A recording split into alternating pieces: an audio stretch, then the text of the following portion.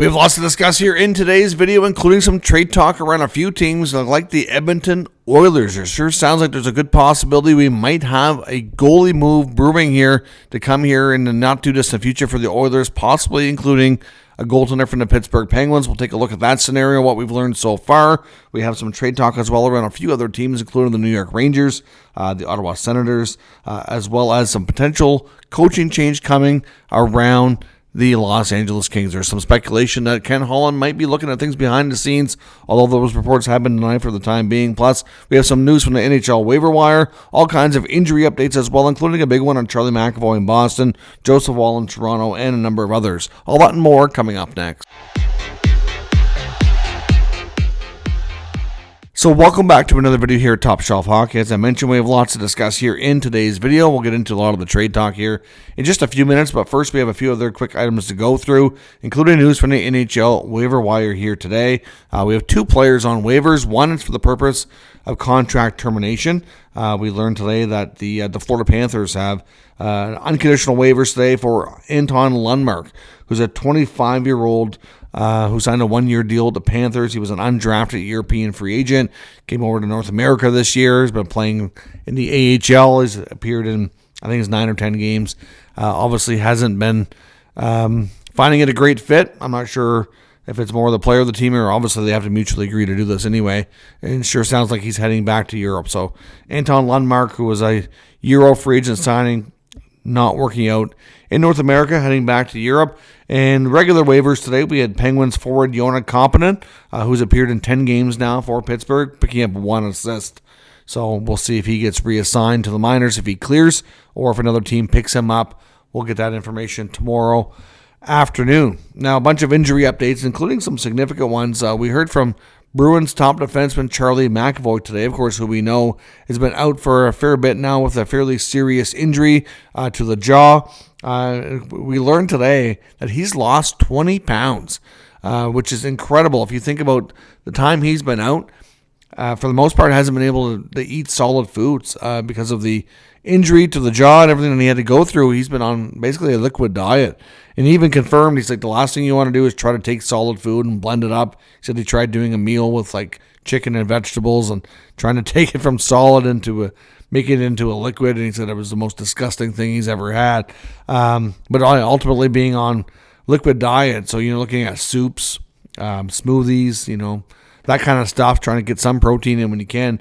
But he's down 20 pounds. So even though he's feeling better, he could probably play with a full cage. Maybe, I'm not sure, but I know they have all the different visors and bubbles you can wear now.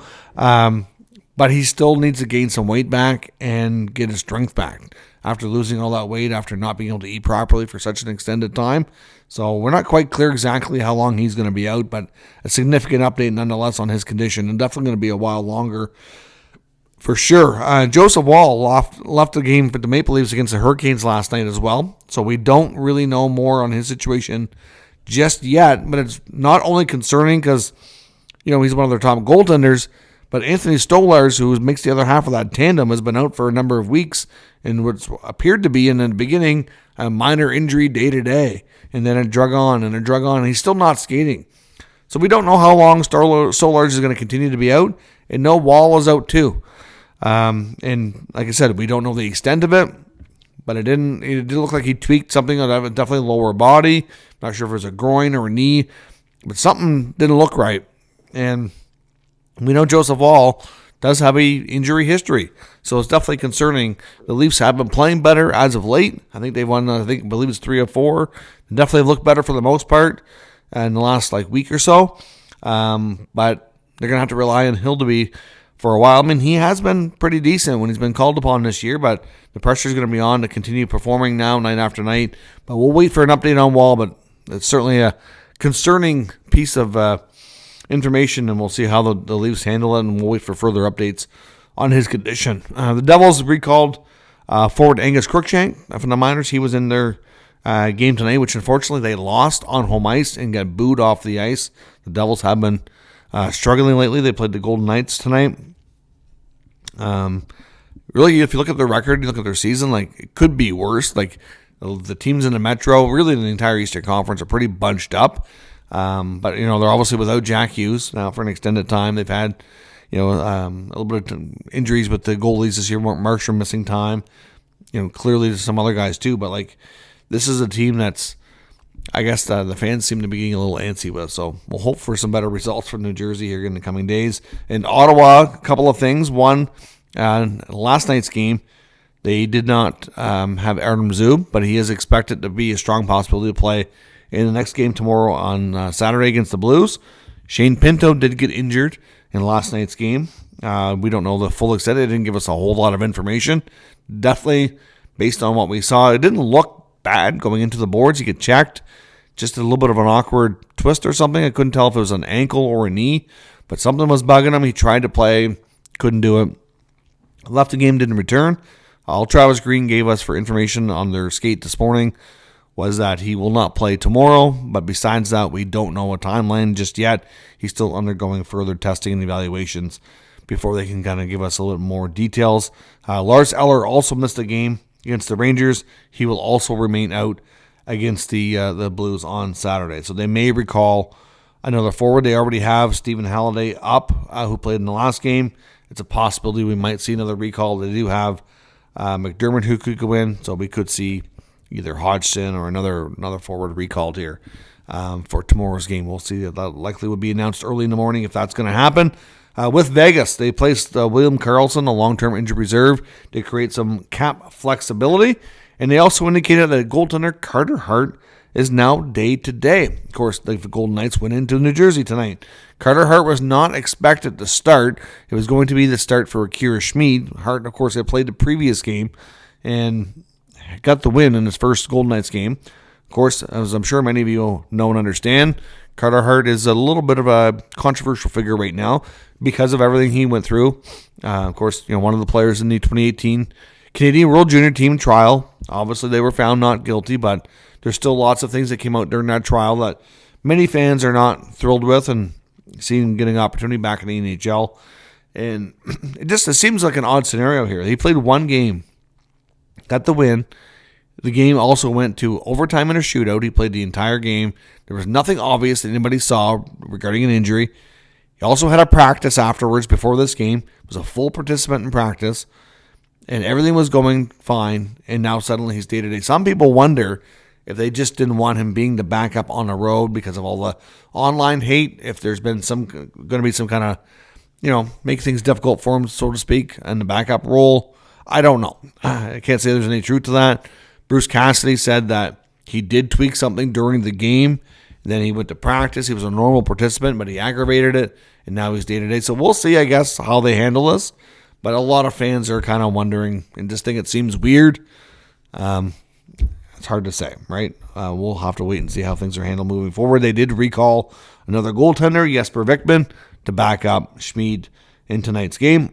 The Lightning have reassigned defenseman Declan Carlisle back to the AHL. The Predators have updated injury update for Ozzy Weisblad is going to be out 8 to 10 weeks. That's a big one.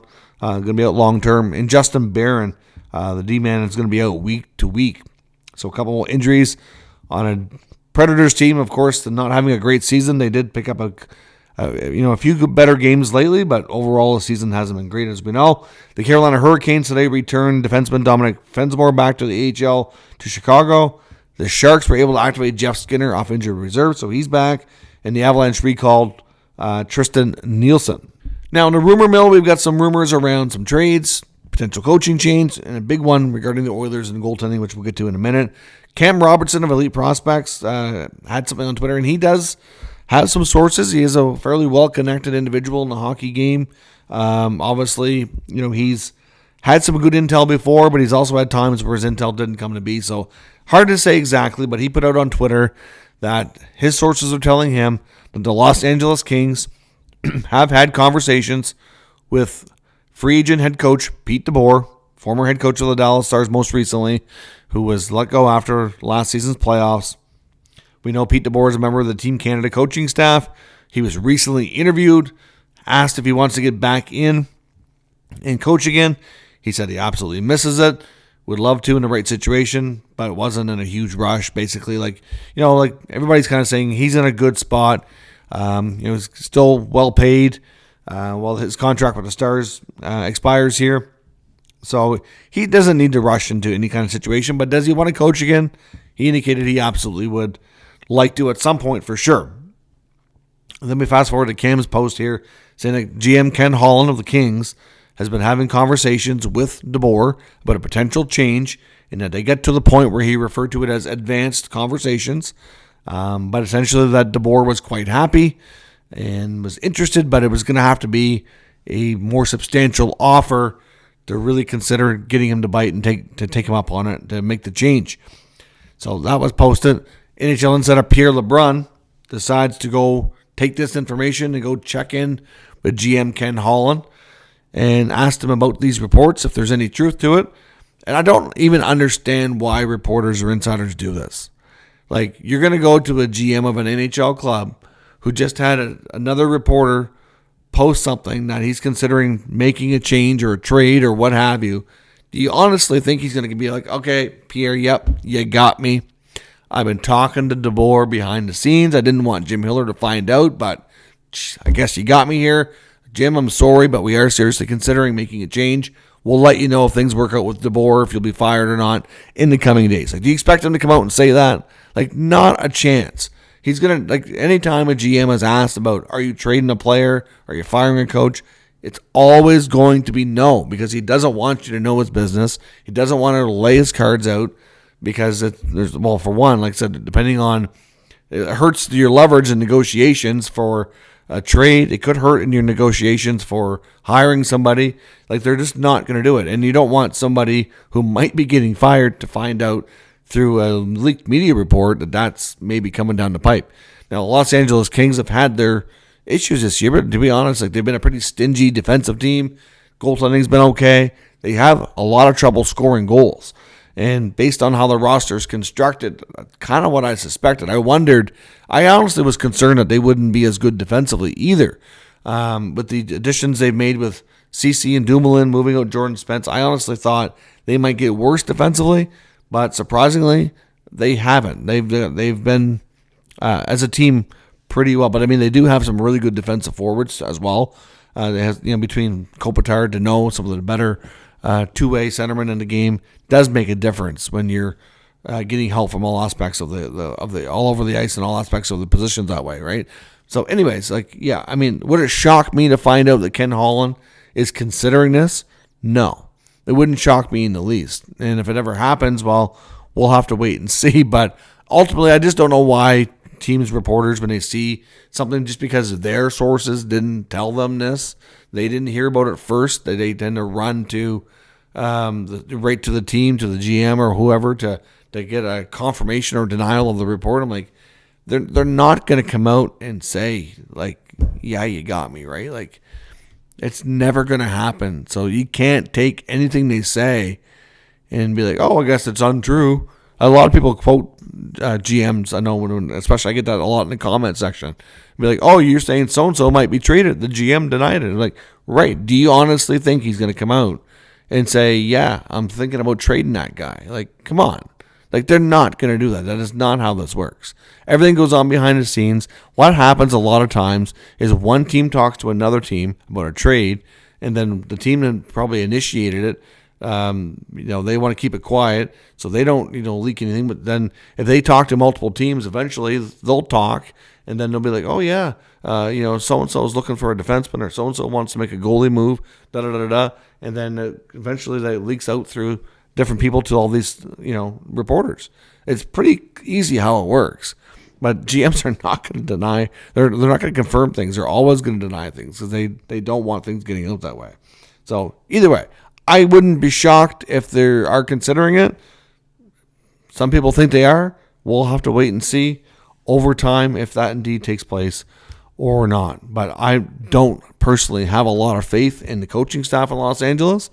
I think they have a major opportunity for an upgrade, and we know Ken Holland wants to win, so it wouldn't shock me if indeed that took place. A couple other quick items on the trade front before we get into the Oilers. Apparently, according to Elliot Friedman, the New York Rangers, according to his latest reports and sources on his 32 Thoughts podcast that came out today, with the significant injury to Adam Fox and the fact he's going to be missing a good amount of time, that they are considering trying to add another offensive defenseman to their blue line, somebody who can help with the power play in his absence. I don't suspect they're going to be trying to make a big-time blockbuster move or anything like a big contract. They're not going to be able to fit it cap-wise. It's not like Adam Fox isn't coming back or anything, right? So ultimately, it's more like to try to find a depth, cheaper defenseman that can move the puck and maybe be a power play option while he's out. So the name that Elliot mentioned is Eric Gustafsson out of Detroit, who's been up and down, playing some time in the minors. We know he's a player that the Red Wings are willing to part with. He does have not the greatest defender, but he is known as more of an offensive guy. So it could be an option for them. They probably can get him for a fairly cheap price. So we'll see if they proceed with a move like that. Elliot also talking about the Ottawa Senators. Been a lot of chatter around GM Steve Staios and whether or not he's trying to make some upgrades or add to this team. The belief is at some point during the year they probably will make a move to add, or they've been trying to at least.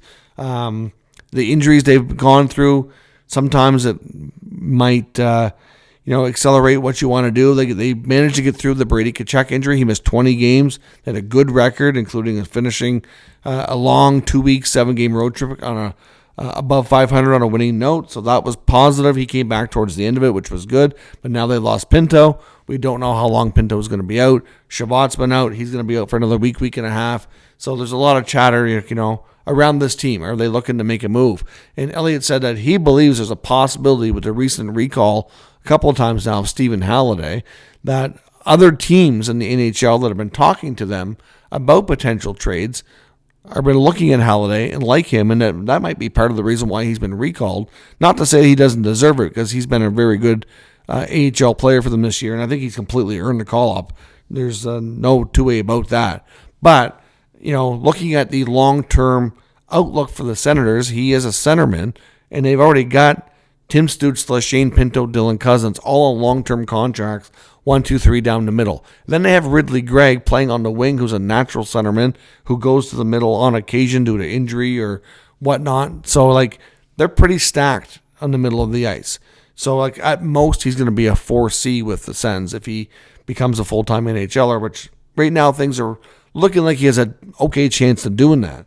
They have Lars Eller playing that role right now. It's just not a tough position to continuously find replacements for. So if Halliday has a higher ceiling to play, as a 2C, 3C on another team, and that's more of his upside, he might be a great trade asset. Yes, the Sens like him, and they'll continue to try to put him to good use to help their team. But if other teams like him that much, he's one of their top prospects, maybe they consider moving him. So that's what Elliott was saying, that other teams like him have been asking about him. We know Staios wants to preferably add somebody who can play a top 6 role. I don't think they're trying to make any kind of blockbuster superstar move here, but I think they'd like to add somebody with a reasonable contract, maybe with a little bit of term, just to kind of solidify the second line. You've got a couple of combos. You got like Timmy and Brady, Cousins and Batherson. You got Zetterlund's really starting to kind of turn the corner, being a more regular top 6 guy. But then you got some veterans like Giroux and Perron. They're good players. They're useful, but their role has to be reduced. They're better to play lower in the lineup. So if you can find another scorer to fit up there and this kind of level things out, would be preferable. So we'll see where things go on that front. Now, with Edmonton, there's reports tonight in the last couple of hours from a Western Canadian-based podcast who have had good intel before. They had good intel on the Draisaitl contract. They've had good intel on the McDavid contract, and other things too. I mean, like any kind of outlet with sources, it's not always accurate. They've had a few things that have been off a little bit or wrong, or the timing was wrong. But they've had some really good intel on some type. So when they put something out, I do take it seriously, and I at least want to follow it to see if it turns into something, because it's better than obviously, some guy that has no sources, right? So anyway, the Oilers are, according to them, are in the process of acquiring Tristan Jarry from the Pittsburgh Penguins at 50% salary retention. The only way to make that work would be at 50%, and some contract has to go back to the Penguins. Now, the other part of this, and other Edmonton media was talking about the Oilers game last night against the Kraken, which Calvin Pickard played, and the Oilers won quite handily. And a lot of question marks around, was this Calvin Pickard's last game as an Oilers goaltender, at least at the NHL level? Him and Skinner had an extra long, what appeared to be emotional hug after the game. So it just kind of set a lot of people off. Everybody's noticing this going, Plus, with all the speculation about a goalie move in the last number of weeks here, like every time Pickard's taken the net the last few times, people have been asking, could this be the last one? Right? He's older, shorter contract. Like if they're going to move a goalie, he's going to get bumped before Skinner, depending on the deal. I think if they can find a way to keep Skinner, but add another experienced goaltender to push him and to take starts and maybe push Skinner into more of a 1B backup role, would be better for him. And that way they don't risk losing a guy who's still on the younger side of things. Maybe he turns out to be the guy who can help them win the Stanley Cup down the road. I don't know, but he's gotten them quite far. But they can't get over that hump, as we know, for 2 years in a row. Now, is Jarry the answer? I don't know. I mean, it's hard to imagine, but he has been playing better this year. Obviously, his links to the area, local product. We know the Penguins have tried to move him for a couple of years, but due to injuries and inconsistent play, it's been difficult to do. He's doing better this year, and the Penguins have some good young goalies that they do like. They don't absolutely have to have a goalie back if they trade him. You're looking at some other contracts that could go, whether it be Kulak, Janmark. There's other guys they could try to include here to get other money off the books to make it work. Pickard could go as part of the package, but it doesn't have to be that way. They could choose to put Pickard on waivers. The way he's played, it's hard to say for sure if he clears. Maybe Pickard stays with the Oilers but goes back to the AHL, and he's there as insurance if they want to give him another crack at it down the road. I don't know. I don't know if the Penguins would want Pickard or not.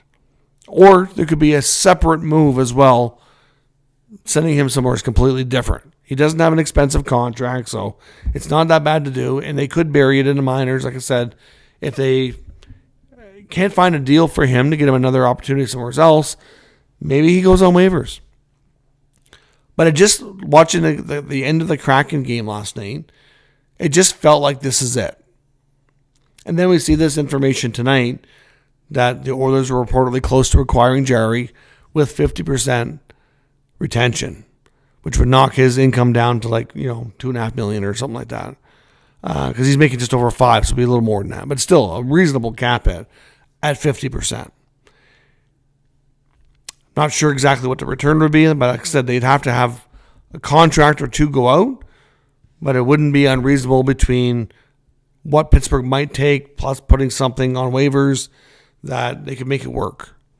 So we will see. It's definitely a scenario worth monitoring.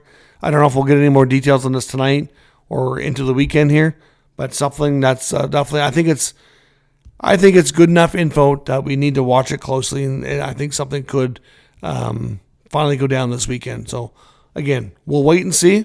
No guarantees, and we'll see what they should do. I mean, ultimately, I think the Oilers do need to do something to solidify the position. If they can do it and keep Skinner, I think that's the best thing. I'd be quite surprised if they traded Skinner for Jarry.